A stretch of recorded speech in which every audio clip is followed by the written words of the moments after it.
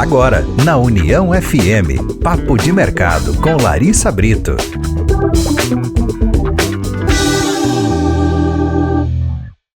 Muito boa noite, ouvintes da 105.3. Está começando mais um Papo de Mercado. Eu sou a Larissa Brito. Te acompanho durante a próxima hora aqui no nosso programa, onde a gente sempre descobre, conhece histórias de empreendedores locais que fazem a diferença no segmento aqui na região. E hoje a gente vai conversar com uma pessoa, com uma empresa, na verdade, através de uma pessoa de uma empresa que tem 63 anos de história, que está na memória afetiva de muita gente aqui do Vale dos Sinos. Eu estou falando de Palácio da Música. Estou recebendo aqui a Ariane Brúzios. Muito boa noite, Ariane, tudo bem? Tudo jóia, tudo jóia. Ariane, me conta um pouquinho da história. Tu tá hoje à frente da empresa, né? Mas não começou contigo, né? Conta um pouquinho da história, de como começa o Palácio da Música há 63 anos atrás. Quem que fundou o Palácio da Música e como que isso começou? Bom, boa noite para ti, Larissa, e boa noite aos ouvintes. Para mim é um prazer poder falar aqui na nossa rádio, da nossa cidade, né? Eu fico muito feliz. Estudei aqui na fundação, aqui do lado, então aqui eu tenho pertinho. enfim, um afeto por toda essa região de Hamburgo Velho. O Palácio da Música, na verdade, ele começou sendo chamado de Palácio Musical. E ele foi uma iniciativa do seu Arno Bon e seu Breno Blum, que eram dois amigos que resolveram fazer uma loja de instrumentos musicais. Essa loja ficou um período curto aberto e depois eles fecharam e guardaram os instrumentos em um sótão da casa de um deles. Enfim, aí o meu pai, que era amigo do seu Arno, deu uma carona de caminhonete para o seu Arno. Na época, o meu pai tinha uma caminhonete modelo A, que era um modelo antigo, não tinha tantos carros como hoje, né? E os dois conversando, o meu pai perguntou assim: ô Arno, tu não sabe quem quer comprar essa caminhonete? Ele disse: não, eu não sei, mas tu não sabe quem quer comprar os instrumentos do Palácio da Música? E no final da carona, eles trocaram a caminhonete pelos instrumentos. Olha só. E aí, a minha mãe foi, então, convidada. A razão social era Alice D.M. Brúzios, que era o nome da minha mãe. O pai deu a loja para a mãe. Então, durante toda a nossa gestão da minha família, ficou sempre em nome das mulheres, né? Então, a minha mãe coordenou inicialmente durante muitos anos. E depois... Mas ela já tinha alguma relação com música, com instrumentos musicais? Teu pai tinha? De onde surgiu, assim, ele foi um visionário que enxergou uma oportunidade de negócio ou já tinha uma relação afetiva com música? Eles gostavam muito de música, mas eles não tocavam instrumentos. A minha mãe era do jardim, a minha mãe tinha uma mão muito verde, ela gostava de plantar. O negócio da minha mãe era plantar vasos de flor, plantar tudo era com a minha mãe. Jardinagem era com ela. E meu pai era jogador de futebol do Novo Hamburgo e professor de educação física. Nada a ver. Nada a ver. E ele gostava muito de música, mas ele sofreu um acidente quando era pequeno com fogos de artifício e ele perdeu alguns dedos da mão, assim, uns pedaços dos dedos. Ele não podia tocar instrumento. Ele sempre dizia que seria um tocador de instrumento de corda, mas ele teve esse acidente quando era pequenininho. Ele foi pegar um fogo de artifício, achou que estava inutilizado e explodiu na mão dele na época. E no início do século, né, isso não tinha muito recurso. Hoje em dia se corrige isso, né, com mais facilidade. E aí, então, a minha família passa isso em 1962. Eu ia perguntar, essa contagem dos 63 anos é a partir desse momento ou lá do início ainda? Não, só a partir do momento em que entra com a minha família, que eu tenho alvará, porque eu não consegui localizar documentos do período em que a loja esteve aberta. Eu sei que a loja esteve aberta, porque eu pesquisei, mas eu não consegui nunca documentos. Então eu disse, bom, tá, então vai entrar na história, mas não vai poder somar, né? E então, com 62 anos, a minha mãe levava eu e a minha irmã gêmea para a gente dormir debaixo do balcão. Ela fazia umas camas, acolchoava com capa de violão e botava as duas bebês para dormir ali. Olha só, vocês eram bebês na época? Recém-nascidas, porque eu nasci, nós nascemos em 64 e a loja tinha 62, Então, quando a gente entrou ali assim, quando a gente nasceu, ela não tinha, então, na época não tinha escolinha, nada, era tudo... Sim, era tudo diferente. E a minha mãe trabalhava daí com a loja, cuidava da loja e cuidava dos bebês, né? Foi uma mulher que teve 7 filhos, 5 mulheres e 2 homens, então... Era um perfil de mulher que cozinhava, que passava, que costurava, que plantava, né? E além disso, trabalhava 9 horas por dia, né? Era assim, pessoas, eram um padrão de mulher de muita produtividade, né? Nossa, muita produtividade mesmo, porque imagina, né, a gente às vezes aí, eu tenho uma filha, né, e já é difícil a gente dar conta do trabalho, da casa, da rotina, imagina 7 crianças, mais tocar um negócio e ainda ter todos os afazeres da casa, enfim, para se responsabilizar.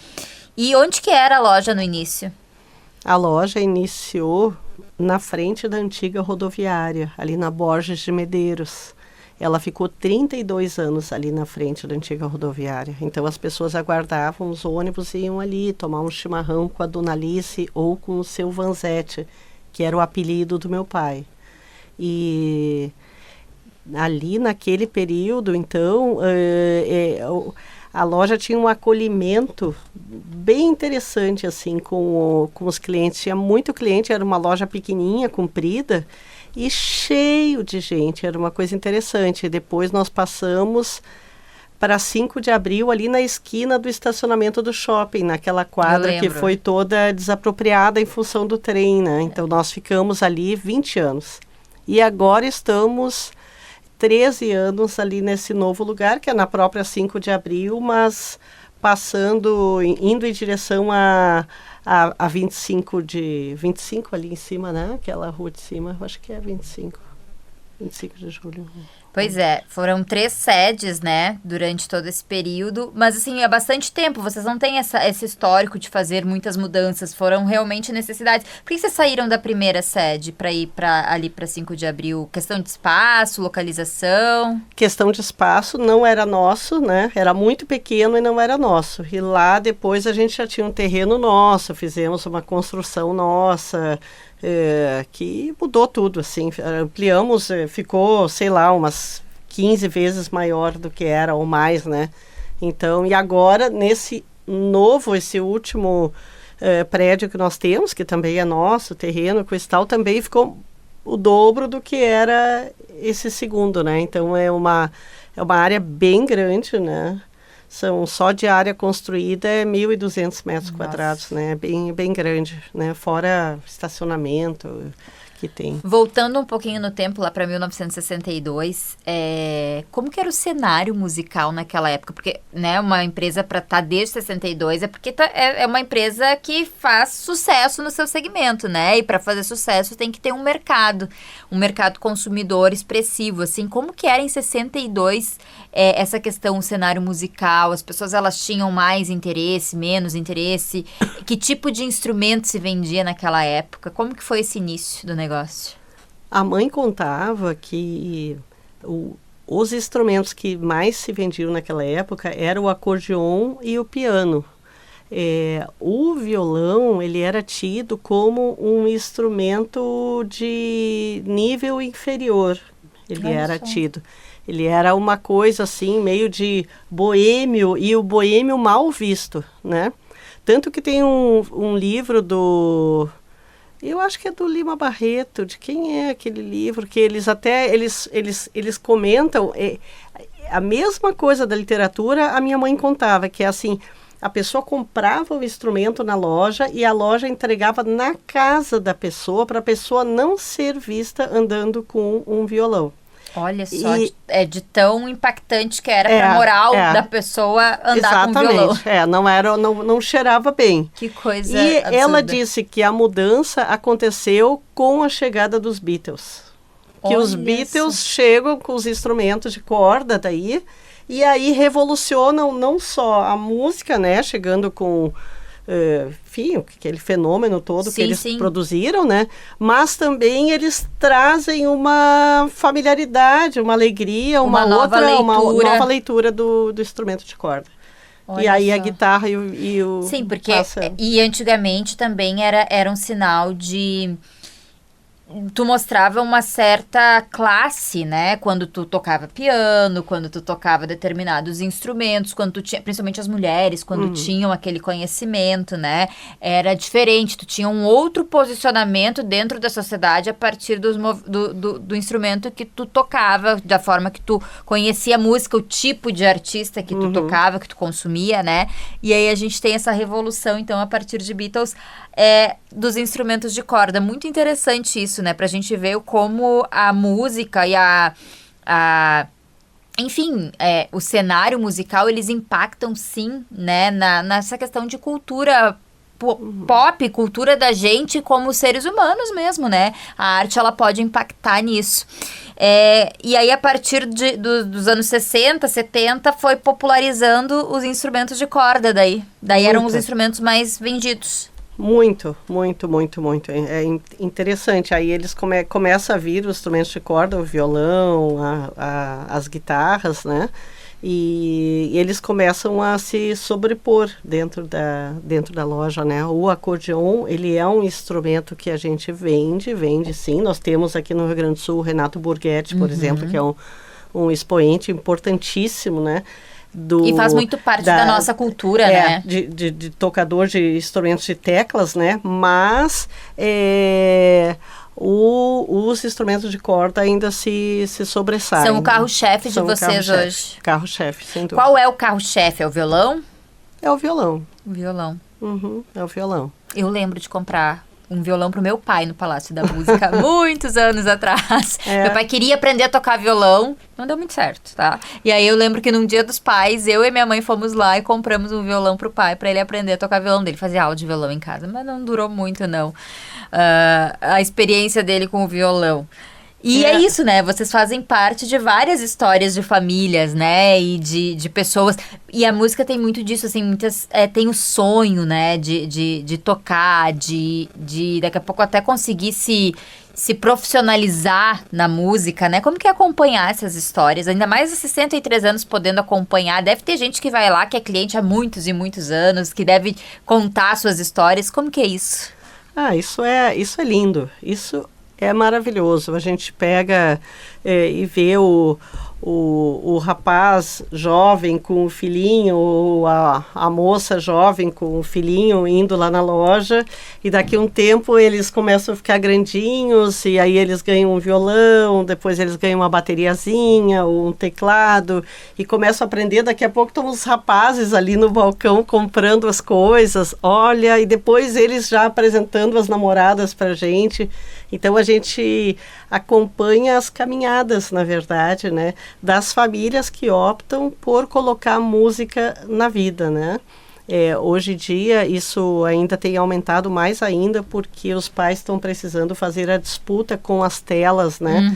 Para a redução de telas. Então os pais procuram ofertar coisas que tragam uma paixão, né? Uma outra paixão, que não seja o joguinho e coisa e tal. E nesse sentido, o instrumento musical, ele vem muito bem. Nossa, gaitinha de boca, bateria, tamborzinho, violão, tecladinho. E uma coisa que existe hoje e que não existia antigamente é o conceito de infância. Porque há muitos anos, a infância, a criança, ela era vista como um adulto pequeno. Um mini adulto, exato. Um mini adulto. E depois, o conceito de criança, ele foi se aprofundando, a ponto de que hoje em dia se reduz o tamanho dos produtos para que a criança tenha uma facilidade, uma experiência mais amorosa e não tão difícil. Eu me lembro quando eu era pequenininha e eu estava aprendendo a tocar violão, e a gente tocava violão com o de Jorge, que era uma marca muito famosa, centenária no Brasil, mas os braços eram muito largos e a gente passava uma trabalheira para fazer as Esse era o violão que meu pai tinha, e aí eu fui tentar aprender, e era justamente essa a minha dificuldade. Os dedinhos curtos. Eu lembro do professor dizendo, teu dedo é muito curto, né? E aí eu coloquei aquilo na cabeça, meu dedo é muito curto, eu não sirvo pra tocar violão, mas daqui a pouco se tivesse tido uma experiência com outro instrumento, talvez tivesse conseguido. Exatamente, é uma adaptação que foi feita para o mundo das crianças, para que elas possam ter uma experiência completa mesmo, e não onde eles ficam se sentindo que eles não têm, eles têm um problema, eles têm um problema, e não tem um problema, tem um tamanho que não comporta a idade de pequenos, né? Então, hoje em dia tem tudo, tem tecladinho pequeno, violão pequeno, bateria pequena, tudo pequeno, e aí eles entram com mais desenvoltura e às vezes têm uma experiência mais amorosa e dão até mais prosseguimento.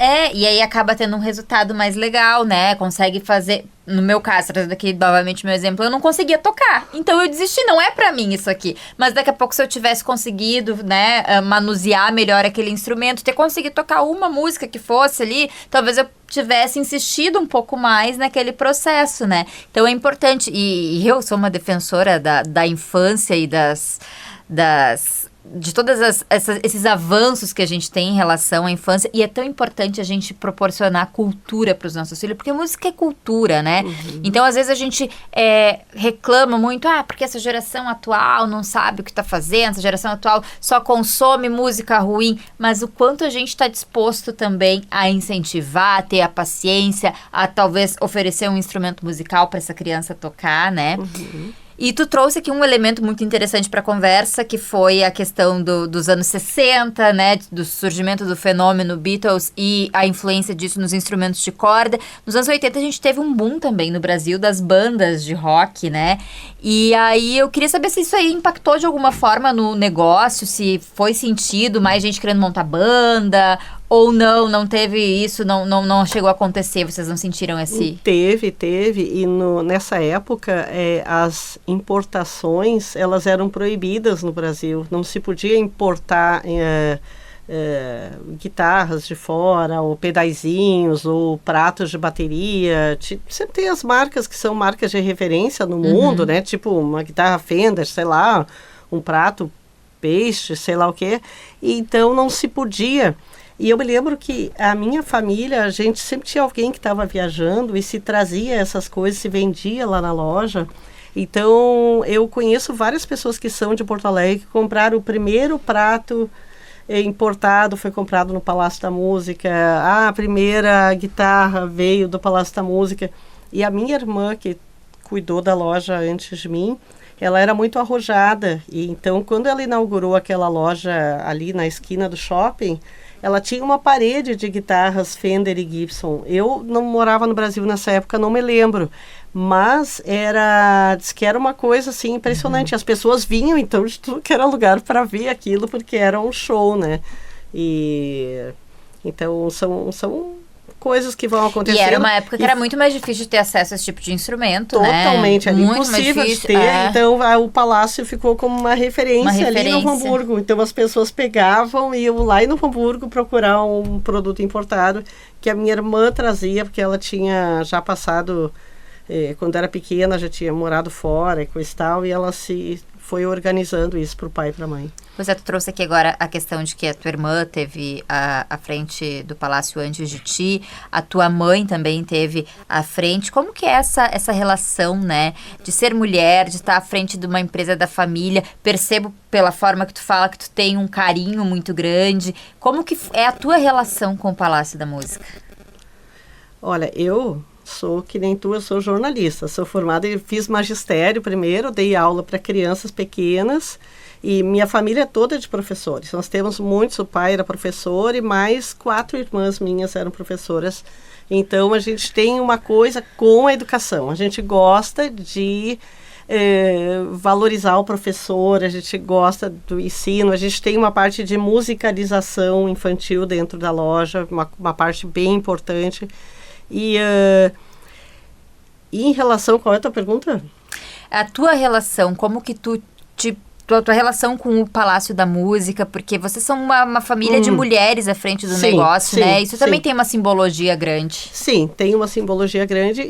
Eu acho que a gente, como mulher, a gente é um pouco mais cuidadoso com os ritos, né? Eu acho que às vezes os homens, eles têm os ritos menos claros, assim, eles vão tocando mais as coisas e vão tendo os resultados tanto quanto nós. Mas eu acho que a gente tem mais a coisa do detalhe, da atenção. Então eu acho que a gente tem uma loja muito bonita. As pessoas entram dentro da nossa loja e dizem assim, ó, nossa, que bonito isso aqui, né? E isso tem a ver com uma plasticidade que a gente cultua.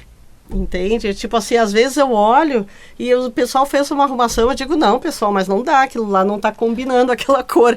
E é coisa de mulher, né? Porque as pessoas nem veem, assim, às vezes eu digo assim... E às vezes é meio abstrato, né? Elas olham, ai, que bonito, mas elas não sabem dizer o que tá bonito. Mas é esse detalhe, né? Esse cuidado com as cores, com a disposição, com o tamanho do objeto, que a gente tem esse olhar realmente um pouco mais sutil para essas coisas, né? Sim, eles ficam um pouco desesperados comigo às vezes, porque, tipo assim, às vezes eles dizem, mas isso é só um detalhe. Eu digo, mas a vida é cheia de detalhes. Mora no detalhe, né? Ela mora ali, né? Então... E quando que tu começou a trabalhar no Palácio da Música? Como que foi esse processo para ti? Porque tu deve ter frequentado desde sempre. Bom, tu já contou aqui que de bebê tu dormia dentro do tua irmã, né? Então, como que é, quando que tu começa a trabalhar, ter esse vínculo, tu queria isso? Tu é jornalista, tu acabou de me contar. Sou jornalista, eu trabalhei no Jornal NH, eu criei a Popinha no Jornal NH, então tive uma outra trajetória, depois fui trabalhar em Porto Alegre, trabalhei uns 9 anos lá. Eu voltei para trabalhar aqui quando a loja estava passando por uma crise. E estava bem difícil, assim, com as contas, com tudo. A loja estava passando um momento bem complicado. E aí eu vim para dar uma mãozinha. Pensei, vou trabalhar um meio ano ali, coisa e tal. Daí a gente até achava que teria que fechar, talvez. E aí eu pensei, bom... Desculpe, vamos fechar, mas vamos fechar com chave de ouro, vamos pagar as coisas, vamos fazer o que precisava. E simplesmente a loja começou a se erguer de novo. Em que ano foi isso? Isso foi 2001, eu acho. 2001. E aí...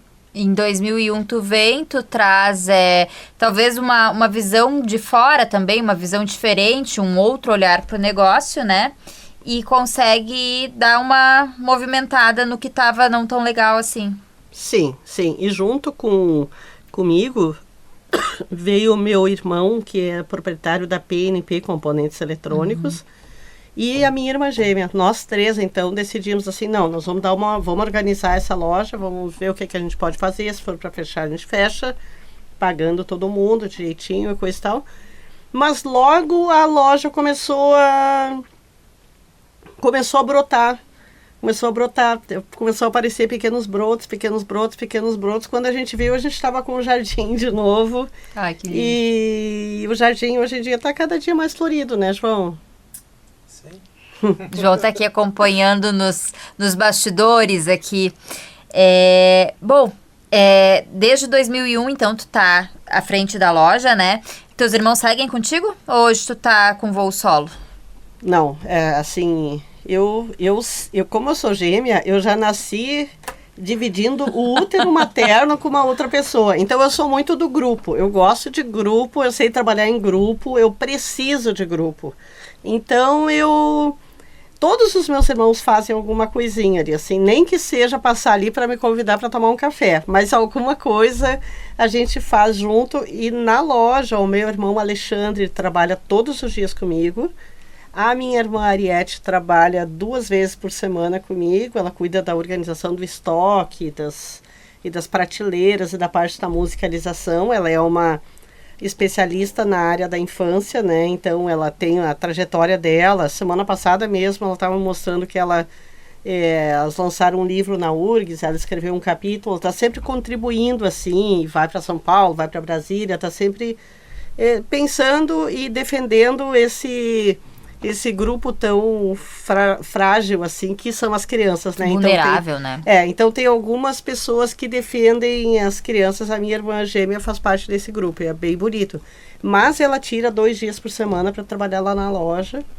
E as outras irmãs também, irmãos, nos ajudam. O meu irmão da PNP, por exemplo, ele é o nosso consultor, digamos assim, o meu irmão mais velho. Então, a gente, quando precisa comprar, vender ou não sei o que, a gente pergunta para ele e ele dá a palavra final. Quantas pessoas trabalham hoje no Palácio da Música? São 12 pessoas. 12 pessoas. Perfeito. Bom, a gente já está se encaminhando para o final do primeiro bloco, passa rápido, né? A gente vai para o intervalo comercial rapidinho. Na volta a gente continua aqui conversando com Ariane Brúcius, responsável pelo Palácio da Música, empresa de 63 anos de história aqui em Novo Hamburgo, e tem muito mais coisa que a gente quer saber dessa história, quero saber do momento atual também. Então, intervalo rapidinho, lembrando também que quem quer acompanhar por imagens, a gente está com o programa disponível no YouTube, no canal oficial da Rede União. Intervalo e já a gente está de volta. Na União FM, Papo de Mercado, com Larissa Brito.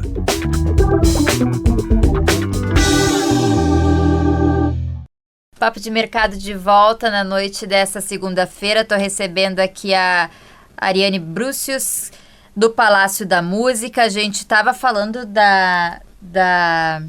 dessa história das famílias, né? Aqui no nosso intervalo comercial a gente teve um exemplo disso, né? Tu encontrou aqui o Bernardo, nosso técnico de som, que o pai dele é cliente, né? Agora ele é cliente, é professor de música também. E é isso, né, que a gente falava sobre essa interação de vocês com as famílias, né? Com histórias que vão se confundindo com a história da loja, né? Das famílias. Sim, exatamente. Quando a gente tem uma gestão longa de um negócio, a gente consegue acompanhar as crianças, depois os jovens, agora ele dizendo que vai se tornar pai. Então, tudo isso é muito lindo, né? E muitas vezes as pessoas, quando vão comprar um instrumento, elas estão querendo fazer um agrado para si, para sua vida, né? Então, o instrumento musical ele é um pouco diferente do pão, do sapato, porque ele vai contar uma história, ele vai participar da vida dessa pessoa. E aí, quando a gente vende, a gente já fica sabendo dessa vida e começa a perguntar, e aí, como é que foi, não sei o quê. E no final do ano, muitas pessoas aqui em Novo Hamburgo tem ótimas escolas de instrumentos musicais, para aprender instrumentos musicais. Então, muitas pessoas têm acesso a essas escolas. E nós vamos nas apresentações do final do ano dessas escolas. Ai, que legal. Então, a gente vê e diz assim, eu vi tu com o violão lá na apresentação. Então, tudo fica ainda mais participativo, porque a gente acompanha, né? A gente senta lá e ajuda a escola também, já fica sabendo, a escola já chega e diz, Ariane, eu estou precisando para esse final de ano de uma ideia de como é que a gente pode fazer a nossa apresentação, e a gente já ajuda e já dá uma força e já vê as crianças. Isso, na verdade, é uma coisa que vem de dentro do nosso coração, não é um manual de técnica, de loja, de comércio, né? É um envolvimento verdadeiro que a gente acaba tendo, que faz com que a gente passe a ter não clientes, mas amigos, né? Pessoas que a gente acompanha. E eu acho que também talvez tenha um pouco de relação com essa história da família de vocês, né? Porque a família de vocês também se consolida dentro desse ambiente. Então é uma relação de proximidade com os clientes, com a própria família de vocês. Tudo fica mais familiar, mais próximo, né? Traz mais proximidade, uma relação mais afetuosa. E quando a gente tem afeto no negócio, não tem como ser diferente, né? É sucesso, porque a gente coloca realmente amor, um olhar atento naquilo que está fazendo, e aí a gente consegue enxergar oportunidades, e com certeza o cliente também sente isso no processo de compra, no processo de recompra, né? Porque tem isso, muitos dos clientes de vocês compram mais de uma vez, né? Ah, com certeza. E esse critério, quando eu vou entrevistar uma pessoa para trabalhar na nossa empresa, eu digo, olha, tu tem muitas aprendizagens que tu vai ter que fazer aqui dentro, mas tem uma coisa que tu já tem que ter vindo da rua, e essa coisa se chama honestidade. Então, esse para nós é o critério inicial para a gente começar a tentar trabalhar junto. Porque às vezes não dá, às vezes é muito longe, o ônibus não dá certo, não sei o quê, aparece uma outra coisa melhor, tudo pode acontecer. Mas o critério que faz com que a gente tente estabelecer um vínculo de equipe, assim, é a honestidade, né? Isso para nós é muito importante, é um valor que... Eu acho que é um valor que sustenta as pessoas, né? E tem que sustentar. Às vezes não sustenta e dá errado. Exato. Eu acho que que a gente está aqui para cultuar valores, né? E a gente tem que eleger esses valores, a gente tem que falar sobre esses valores e a gente tem que regar. E são plantinhas, né? São plantinhas que elas têm que estar sempre com saúde, né? Então elas precisam ser cuidadas. Perfeito. Isso faz toda a diferença, né, na hora de ter um processo de compra, de recompra, enfim, de vínculo com uma empresa. E durante 63 anos, vocês viram muitas transformações, né? Mais recentemente, acredito que seja essa transformação do digital, das redes sociais, né? Mas quais foram as principais transformações que o Palácio da Música passou e como vocês lidam com essas transformações? Olha, Larissa, se tu pensar, por exemplo, que o meu pai e a minha mãe, quando começaram na loja, eles faziam pedidos por carta. Eles escreviam uma carta para Janine, lá para São Paulo, pedindo tantos instrumentos, e depois vinha a carta com as duplicatas. Olha, era uma coisa assim, e se a gente pensar na carta de antigamente, de 63 anos atrás, e do WhatsApp de hoje, é uma mudança gigantesca. E até a celeridade, né, na entrega, acabou o estoque, eu tô acabando o estoque, e até conseguir fazer, imagina, tinha que mandar uma carta para fazer um pedido, receber a resposta, para daí receber o produto, enfim, hoje é tudo mais rápido, né, tudo mais dinâmico.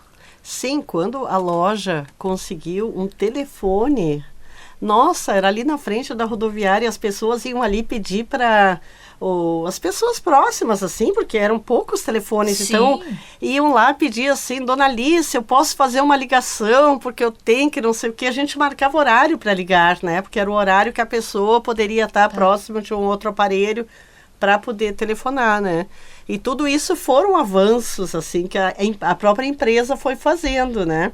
E hoje em dia, se pensar, hoje em dia a gente tem site, vende pelo Mercado Livre, vende muito por WhatsApp, né? A pessoa está em casa, não quer sair, ela diz, tem um violão, que cor isso tem aí?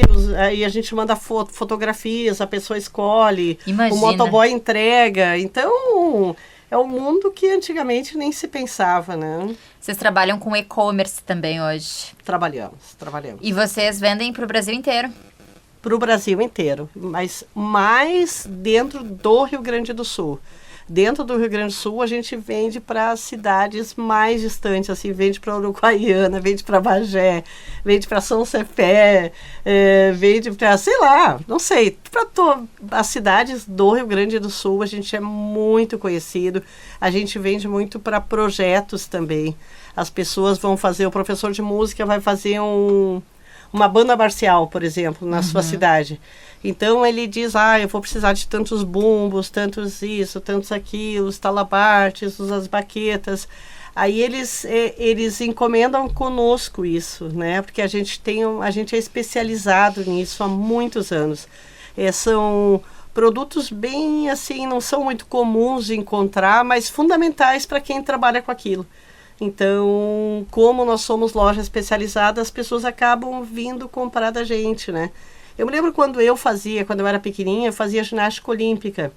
E aí tinha uma sapatilha que era específica, que a gente tinha que comprar lá em Porto Alegre, numa loja assim, assim, assado, que era só lá que tinha. Então, essa é o diferencial, né? O diferencial da loja especializada. Claro, hoje em dia tem a internet, tem tudo, mas a internet também leva a nós.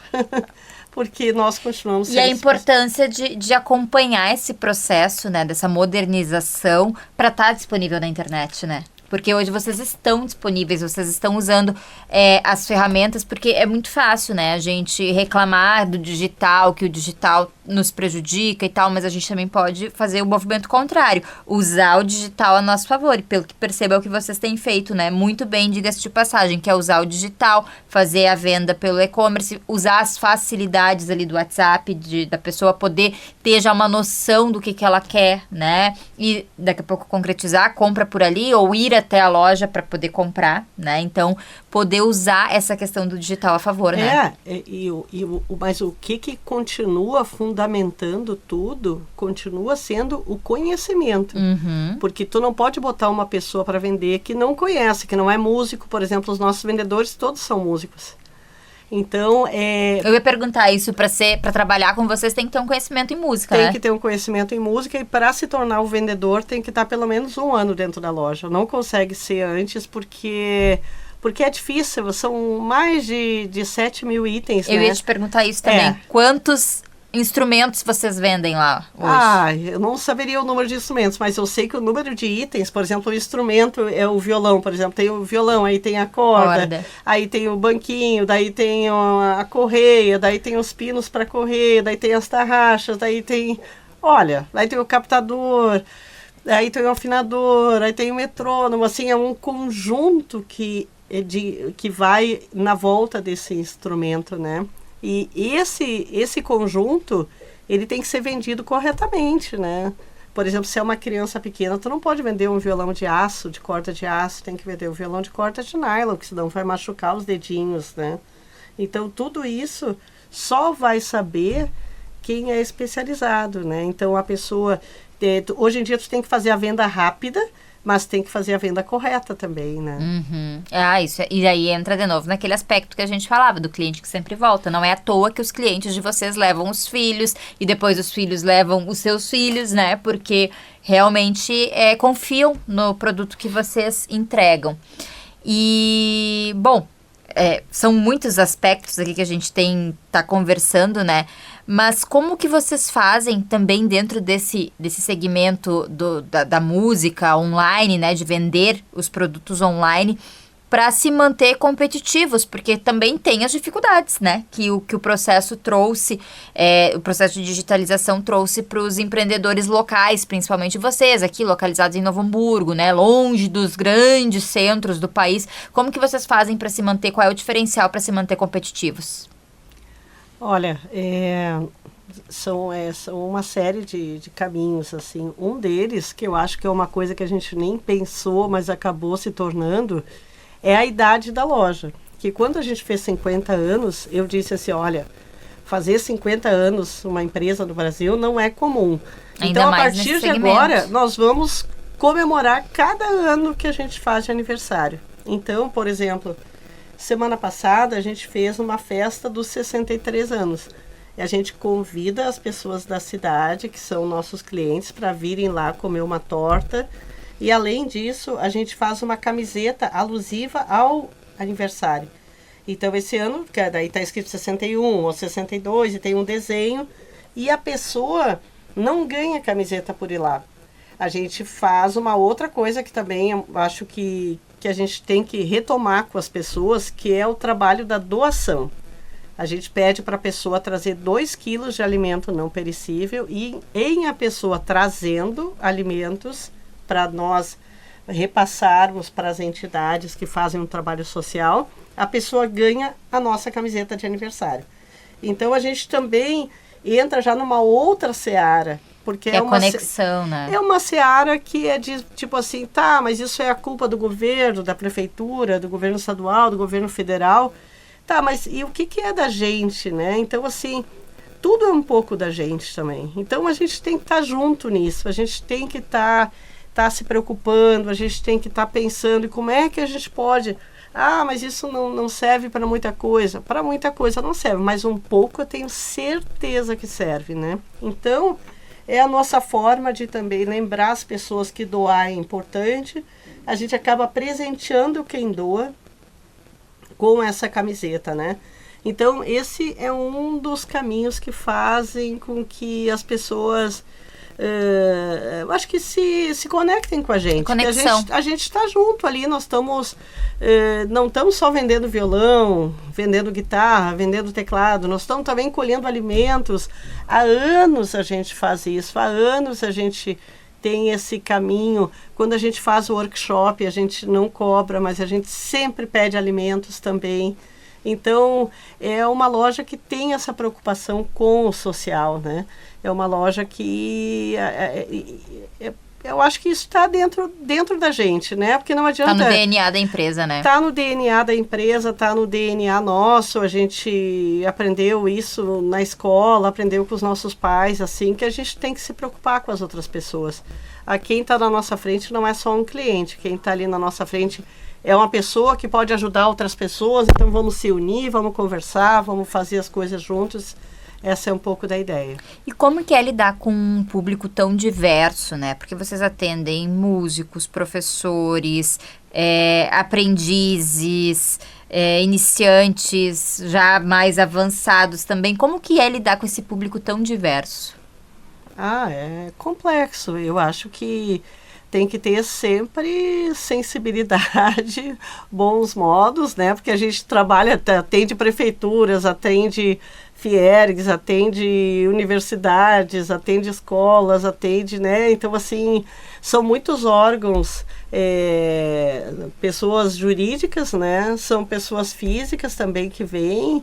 Aí vem o menininho, às vezes tem as crianças que têm algum tipo de dificuldade especial também, que as mães deixam ir lá na loja porque sabem que lá na loja eles vão ser bem atendidos, né? Então eles chegam ali com, às vezes, uma comunicação um pouco diferenciada, né? Mas mesmo assim eles sabem que eles vão ser atendidos e a gente vai trocar corda para eles, vai ter aquela amizade, aquela coisa. E tudo isso é o que eu acho que faz a nossa diferença. E a música, ela é muito importante nesse processo de inclusão também, né? Porque é uma linguagem universal, né? Exatamente. Então, ela é bem importante nesse processo, né? E vocês têm notado um aumento desse público mais inclusivo, digamos assim, nos últimos tempos? Porque a gente tem notado uma maior... não sei se é maior, mas pelo menos mais diagnósticos a gente tem tido, né? As escolas também estão, ainda bem, né, com um olhar mais atento para esse processo de inclusão. Vocês notam também o aumento desse público? Eu acho que sim. Eu acho que tem aparecido mais pessoas e, fundamentalmente, a gente também com essa fala sobre a inclusão, a gente também se capacita mais para receber quando a pessoa vem ali na nossa loja, né? Então a gente tem deficiente visual, tem várias pessoas que vêm ali assim que a gente dá um jeito de acolher, né? De acolher, então são situações mais difíceis assim, né? Mas que antes a gente não tinha essa fala, essa organização, até esse não cuidado. Tinha esse olhar, né? Esse olhar mais atento, né? E tu falou antes ali dos instrumentos de corda, do violão, mas assim, vamos fazer um pequeno ranking aqui. Quais são os instrumentos e os serviços os produtos e os serviços mais procurados de vocês hoje? Eu acho que é trocar corda de violino, trocar corda de violão, porque a gente tem as orquestras aqui em Novo Hamburgo, né? Sim. Então tá tendo toda uma formação, assim, de jovens, né, músicos. E isso é bem legal. Eles vêm comprar as cordas, assim, porque o instrumento de corda, ele rebenta muito a corda, principalmente quando tu é aprendiz, né? E depois também, porque tu toca muito, e também a corda, também por tocar muito, ela tem que ser substituída, né? Para ter um som melhor. E acaba que as pessoas... Antigamente, quando eu entrei na loja há 20 e poucos anos atrás, quase um quarto de século, as pessoas todas trocavam sua corda de instrumento. Todas. Quando a gente pedia para a pessoa para trocar, a pessoa oferecia, você quer que eu troque para ti? A pessoa dizia, não, isso eu faço. E hoje em dia é que nem o pneu do carro. Hoje em dia a pessoa chama a seguradora para ir ali, para ir trocar o pneu do carro, né? Antigamente era uma vergonha isso, todo mundo trocava seu pneu de carro. Agora a gente pede na maior cara de pau. Eu mesmo faço isso. Eu não sei trocar um pneu de carro, não tenho força, não consigo fazer. né? Então, o violão também tem isso, ou a guitarra. A pessoa não troca mais, a pessoa paga uma pequena taxinha que a gente cobra ali, R$ 15, e a loja faz a troca da corda.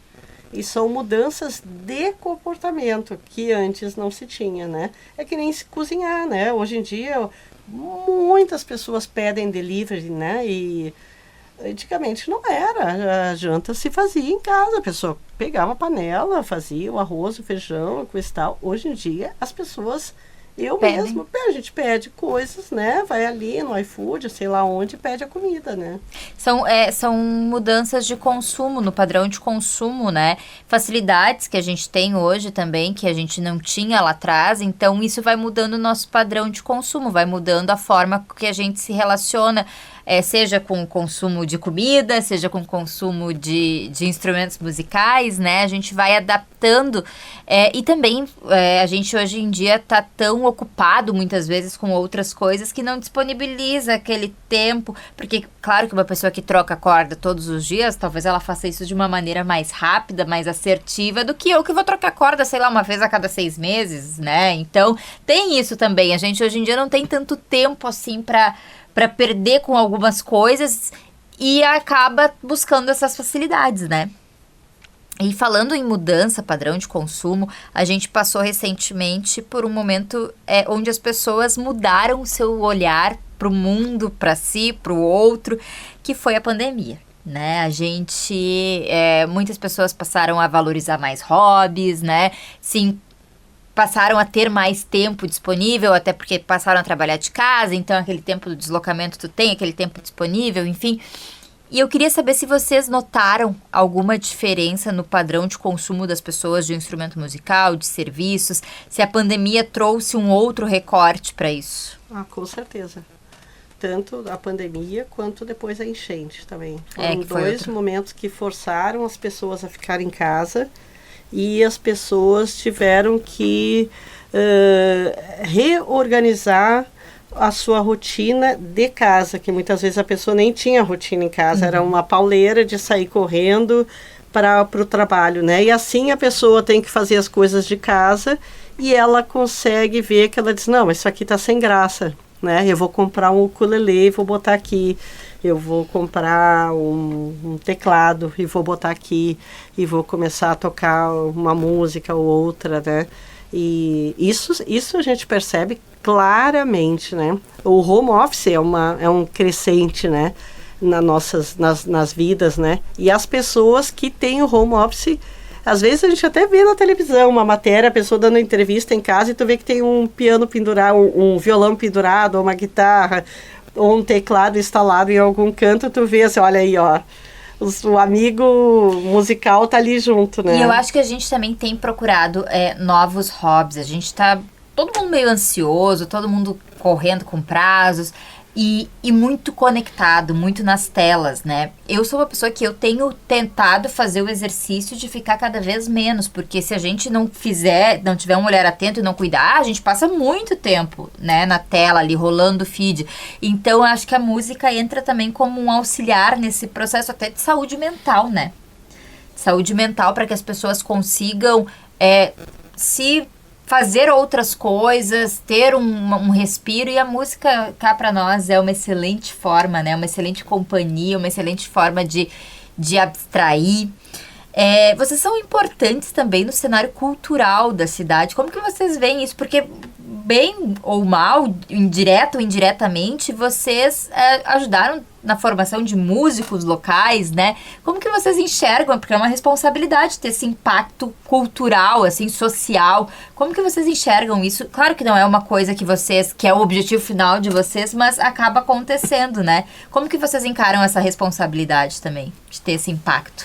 Eu acho que né, com uma atenção sempre às coisas, até o Conselho Municipal de Cultura ali, sempre o secretário, todo mundo passa ali, dá uma conversada conosco e a gente está sempre... Porque vocês acabam sendo um termômetro também, né? Então, com certeza, somos um termômetro, estamos muito preocupados com a Orquestra de Sopros aqui de Novo Hamburgo, estamos muito preocupados com isso, acho que não foi um bom caminho. essa decisão que foi tomada. Eu espero que seja revertida ainda, porque hoje em dia tem muitos trabalhos que estão falando que segurança pública, que vários desses situações que podem se tornar problemas endêmicos graves numa cidade, tu pode resolver com a música, com a arte, né? Que tem muitos... E isso é tido hoje em dia como política pública, né? Então, a gente se preocupa, porque Novo Hamburgo já teve um perfil assim, estava conseguindo sair dessa rota mais assim da criminalidade. E eu acho que tinha a ver com esse trabalho bem consistente que estava sendo feito com essas pessoas da Orquestra de Sopro. Então, eu espero que seja revisto, né? Eu torço muito para isso. Bom, a gente já vai se encaminhando para o final aqui, são 63 anos de história. Quais os planos para frente? Plano de expansão, talvez? Como que vocês se imaginam daqui? Não vamos falar de 63 anos, que é muito tempo, né? Mas daqui a 5 anos, né? Visto que está tudo tão dinâmico, daqui a 5 anos, como que vocês enxergam o negócio? Nós, assim, o que não nos falta é ideias na empresa. Então, assim, já tem um folder que está sendo feito, tem uma prateleira de 18 metros que está sendo hoje colocada, coisa de mulher, né? A prateleira vai ser toda lilás lá no estoque. Então, assim, sempre tem gente fazendo obras, mexendo, arrumando, trocando as coisas. E agora temos um workshop em junho do Cacau Santos, que é um fera da guitarra, assim. Sempre temos uma... Primeira mão. Temos uma feira agora em junho em Salvador, que estamos indo também. Outra em setembro também, que estávamos já confirmando a nossa presença. Acho que o ano que vem, em janeiro, a gente vai para a NEM, que é uma feira que tem nos Estados Unidos. Já estamos com os nossos vistos feitos. Vamos ver se o ano que vem a gente vai. Ou seja, ideia até vira um problema, porque quando a gente vê a ideia, a gente gosta da ideia e a gente quer fazer. Já quer fazer. Então, nós temos que ter menos ideias lá, porque a coisa corre na nossa empresa. Bom, eu tô aqui com o perfil de vocês no Instagram aberto. Para quem tá ouvindo a história, quiser acompanhar um pouquinho mais, né?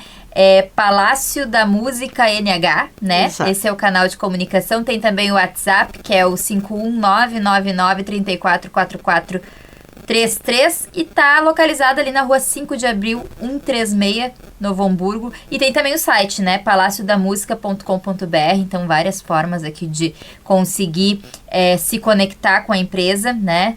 Falar mais uma vez aqui o @, porque eu acho que é a forma mais fácil ali. Daí tem os outros dados, que é o Palácio da Música NH. Digita Palácio da Música ali na busca do Instagram, que vocês já vão encontrar.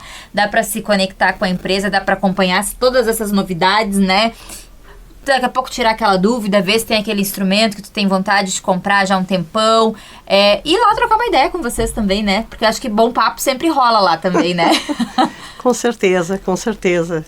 E eu quero aproveitar e agradecer muito a oportunidade de estar aqui na União FM. É uma alegria para a gente poder contar um pouco da nossa história, né? Porque, na verdade, a gente trabalha o tempo inteiro, de segunda a sábado, né? E a gente não tem muito essa oportunidade de chegar nas pessoas de Novo Hamburgo de outra forma. E a gente sabe do quanto que as pessoas escutam a União FM, o quanto que ela é uma rádio querida e bem... que eu acho que está no coração de todos nós, né? Então, a gente poder estar aqui também contando um pouco daquilo que acontece lá no nosso prédio, para um monte de gente, né? Eu acho que tem tudo a ver, né, com o público da União também, que é um público apaixonado por música, que é um público que gosta de música, e é muito legal a gente poder fazer essas conexões, assim. Então eu agradeço demais mesmo a tua participação, a tua disponibilidade, que em meio a essa correria toda conseguiu tirar um tempinho para estar aqui com a gente, para estar contando um pouquinho mais, porque assim, pessoas daqui a pouco da minha geração que conhecem o Palácio, que tem já essa conexão, mas eu não fazia ideia que era uma história tão longa assim, e tão bacana, tão legal, né? Então, poder dividir isso com a gente, te agradeço demais por ter esse momento aqui conosco hoje. Eu que agradeço, Larissa. A gente vai ficando por aqui com mais um Papo de Mercado. Estamos de volta na próxima segunda-feira, sempre às 8 da noite. Sempre com uma história inspiradora de algum empreendedor local. E também lembrando que eu te encontro todos os dias, de segunda a sexta, das 4 às 5, com Mulheres. Um beijo, a gente se encontra. Tchau, tchau. Você ouviu Papo de Mercado, todas as segundas, das 8 às 9 da noite.